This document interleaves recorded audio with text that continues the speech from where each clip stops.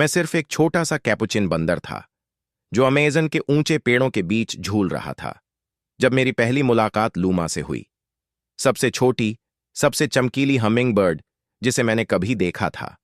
उसके पंख पन्ने की तरह चमकते थे और उसके पंख एक नरम लोरी की तरह गुनगुनाते थे। लेकिन उसके पास एक रहस्य था जिसे सिर्फ मैं ही खोज सकता था। एक सुबह जंगल एक रहस्य से जागा। हमारी पसंदीदा नदी सूख गई थी। मेंढक उलझन में टर्रा रहे थे। जगुआर हताशा में गुर्रा रहा था और यहां तक कि शक्तिशाली एनाकोंडा भी बेचैनी से रेंग रहा था। लेकिन लूमा हैरान नहीं थी। मेरे पीछे आओ, उसने फुसफुसाते हुए कहा, एक छोटे तीर की तरह आगे बढ़ते हुए।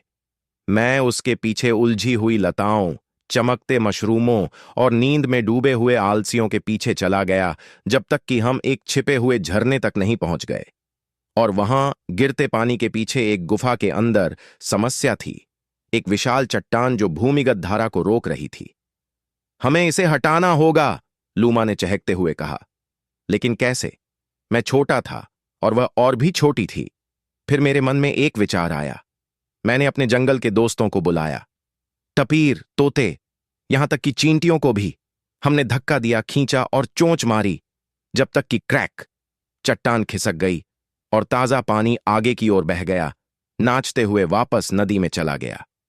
जंगल एक बार फिर जीवन के साथ गा उठा। और लूमा, उसने पेड़ों में गायब होने से पहले मेरी ओर आंख मारी। मैंने उसे फिर कभी नहीं देखा, लेकिन कभी कभी जब नदी धूप में चमकती है तो मैं छोटे पंखों की गुनगुनाहट सुनता हूं और उस दिन को याद करता हूं जब हमने जंगल को बचाया था।